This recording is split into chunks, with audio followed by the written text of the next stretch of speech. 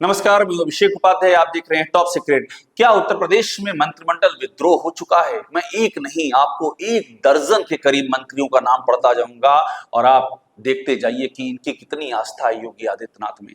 योगी आदित्यनाथ की कार्यशैली पर कितना यकीन करते हैं। एक दर्जन से के करीब मंत्री, कैबिनेट मंत्री हैं, स्वतंत्र प्रभार के मंत्री हैं, राज्य मंत्री, सब इसमें शामिल हैं।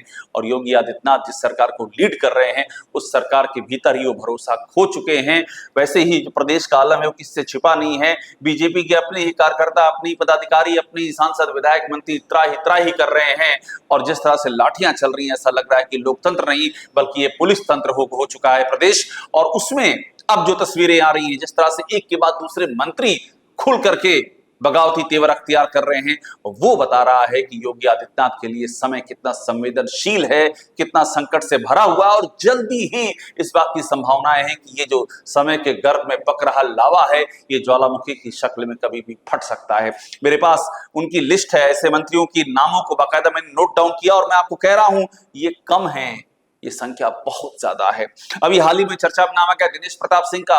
योगी सरकार में कैबिनेट मंत्री दिनेश प्रताप सिंह ने अप्रत्याशित काम कर दिया। उन्होंने बीजेपी के प्रदेश अध्यक्ष भूपेंद्र चौधरी को चिट्ठी लिख दी और चिट्ठी में लिखा कि ये पुलिस जो है ये बीजेपी के अपने ही कार्यकर्ताओं पर अत्याचार कर रही है। 70 किलोमीटर दूर का डायवर्जन कर दिया गया है। विपक्ष के नेता राहुल गांधी के लिए इस तरह से पुलिस बिछी हुई, जैसे लग रहा है कि उनकी ही सेवा में उतरी हुई है। हमारे कार्यकर्ताओं से दुर्व्यवहार किया जा रहा है, उनसे बदसलूकी, बदतमीजी की जा रही है, उनको जाने नहीं दिया जा रहा है। ये चिट्ठी उन्होंने मुख्यमंत्री को नहीं लिखी। कायदे से गृह विभाग तो सीएम के पास है, सीएम शासन के मुखिया हैं, उनको चिट्ठी सीएम को लिखनी चाहिए थी। लेकिन चिट्ठी उन्होंने लिखी प्रदेश अध्यक्ष भूपेंद्र चौधरी को, जो इस बात का एक और प्रमाण है कि Yogi has lost the confidence of his ministers.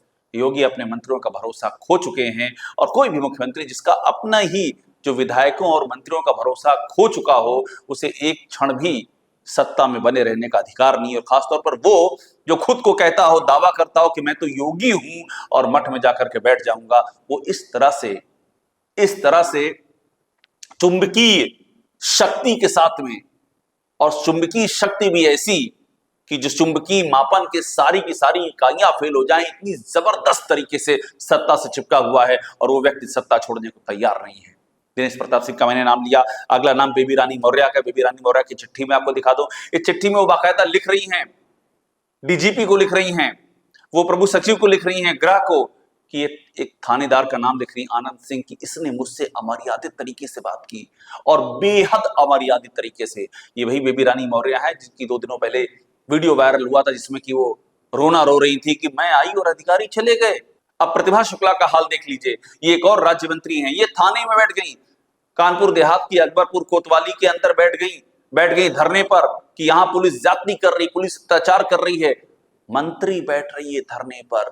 यह है योगी आदित्यनाथ के राज की तस्वीर। आप सोचिए कि किस बात की सरकार चला रही योगी आदित्यनाथ, और वो भी उस दौर में जब कुटुंब के ठाकुर विधायकों की अलग बैठकें चल रही हैं। और योगी आदित्यनाथ पे यह आरोप चिपक चुका है कि वो ठाकुरों की सरकार चला रहे हैं।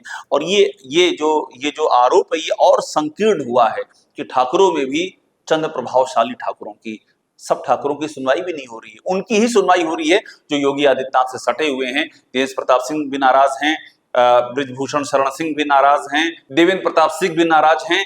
बीजेपी का एक बड़ा तबका है जो क्षत्रिय समाज से आता है और उसकी भी योगी से नहीं बन रही है। अगला नाम दिनेश खट्टिक का ले रहा हूं। दिनेश खट्टिक जो बाकायदा उपेक्षा का आरोप लगा चुके हैं कि मेरी उपेक्षा और इस्तीफा तक देने की बात सामने आ गई।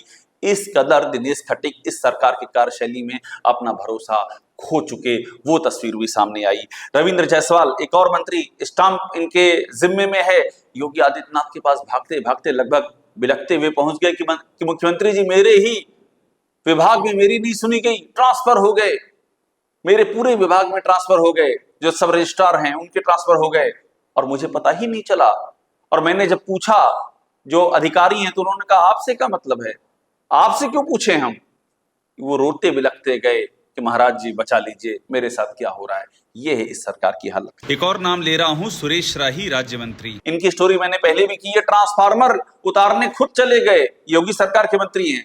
हुआ क्या कि इन्होंने कहा इनके क्षेत्र में ट्रांसफार्मर की समस्या आती, इन्होंने कहा अधिकारी से, इसको देखो, जेई से कहा और जेई ने कहा खुद आओ ट्रांसफार्मर उतार लो, मुझे नहीं आना है। और ये पहुंच गए, ट्रांसफार्मर उतारा और उसके बाद ये धरने पर बैठ गए। ये हाल है योगी सरकार में मंत्रियों का, और क्या भरोसा होगा ऐसे मंत्रियों का अपनी सरकार में। ए.के. शर्मा का उदाहरण है, योगी सरकार में कैबिनेट मंत्री, और आलम ये हो गया ए.के. शर्मा का कि बाकायदा अपने अधिकारियों से कहने पर मजबूर हो गए कि किसके इशारों पर चल रहे हो, कहां से संचालित हो रहे हो, मेरे खिलाफ साजिश कर रहे हो, मुझे बदनाम कर रहे हो तुम लोग। और वो यहां तक कहने पर मजबूर हो गए कि मेरे विभाग में मेरी नहीं चलती है, एक जेई का जूनियर इंजीनियर का ट्रांसफर मैं नहीं कर सकता हूं। उस समय की चीफ सेक्रेटरी मनोज कुमार सिंह के बारे में लिखा कि जो बातें चल रही है प्राइवेटाइजेशन, ये सब तो मनोज कुमार सिंह देख रहे हैं, यानी कि मंत्री वो और चला कोई और रहा है। ये तक लिखने पर कहने पर मजबूर हो गए कैबिनेट मंत्री ए.के. शर्मा। इसके बाद केशव मौर्य और ब्रजेश पाठक, किसको नहीं पता है कि केशव मौर्य के सरकार में क्या हाल, डिप्टी सीएम होने के बावजूद भी केशव मौर्य की नहीं सुनी जाती, ये सबको पता है। और ये पहले ही सरकार के पहले ही ये दौर था, तब से चल रहा है, योगी 1 से योगी 2 में यही चल रहा है। केशव मौर्य इस कदर आहत हैं कि उन्हें यहां तक कह देना पड़ा कि संगठन बड़ा है सरकार से, ये सरकार छोटी, संगठन बड़ा है। एक तरह से वो बीजेपी के कार्यकर्ताओं के आक्रोश की अभिव्यक्ति कर रहे थे। ब्रजेश पाठक डिप्टी सीएम, एक और स्थिति ये है कि अपने ही विभाग में एक सीएमओ का ट्रांसफर नहीं कर सकते हैं, ट्रांसफर कोई और करता है। कानपुर के सीएमओ के मामले में ये खुल करके सामने आ गया, सीएमओ दलित, वहां के डीएम जितेंद्र प्रताप सिंह क्षत्रिय समाज से आते हैं, दोनों में विवाद हुआ। योगी आदित्यनाथ क्षत्रिय समाज से आने वाले डीएम के साथ खुल के खड़े हो गए और सीएमओ को वहां से सस्पेंड कर दिया गया। सीएमओ दलित, दोनों ने दूसरे पर आरोप लगाए थे। कायदे से दोनों की जांच होती, लेकिन डीएम की जांच नहीं हुई, सारी जांच हुई सीएमओ की। एक तरफा फैसला हो गया, सीएमओ गए इलाहाबाद हाईकोर्ट, वहां से बहाली ले आए, फिर भी ज्वाइन नहीं करने दिया गया, पुलिस भेज दी गई, सीएमओ ने कंटेम्प्ट डाला, तब योगी आदित्यनाथ पीछे हटने पर मजबूर हुए। यानी कि विभाग ब्रजेश पाठक का और काम कर रहे योगी आदित्यनाथ, ये बड़ा सवाल उठा। और देखिए कहानी, आशीष पटेल खुल करके बोल दिए कि ये सरकार मेरे खिलाफ साजिश कर रही है, एसटीएफ मेरी जान लेना चाहती है, ये सरकार मेरा कैरेक्टर असैसिनेशन कर रही है, शिशिर सिंह, मृत्युंजय सिंह, सबका नाम ले लिया। ये स्थिति आशीष पटेल की सहयोगी पार्टी के नेता की है। संजय निषाद, एक और सहयोगी पार्टी के कैबिनेट मंत्री संजय निषाद, ये कहने पर मजबूर हो गए कि इस सरकार में मेरे खिलाफ साजिश हो रही है, मुझे अधिकारी मान नहीं दे रहे हैं, मेरी सुनवाई नहीं हो रही है, और गठबंधन छोड़ने तक की धमकी दे दी संजय निषाद ने। ओम प्रकाश राजभर की नाराजगी किससे छिपे नहीं है। बनारस के चितौना में जो हुआ वो किसको नहीं पता है। बनारस के चितौना में ठाकुर बनाम राजभर हो गया। अरविंद राजभर जो बेटे हैं ओम प्रकाश राजभर के, उनको मोर्चा संभालने के लिए मौके पर जाना पड़ा। वो मौके पर गए, उधर से करणी सेना उतर आई, लंबा बवाल चलता रहा।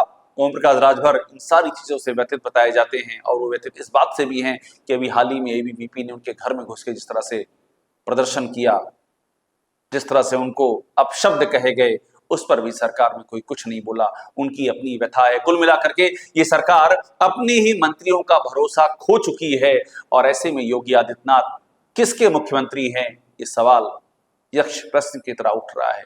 आम जनता की कहीं कोई सुनवाई नहीं है, बीजेपी के अपने कार्यकर्ता, उनको कोई पूछने वाला नहीं है, अपने विधायक, मंत्री, सांसद, किसी का कोई उनकी जेन्युइन बातों को उठाने वाला नहीं, लाठियां चल रही, मंत्री बेहाल हैं।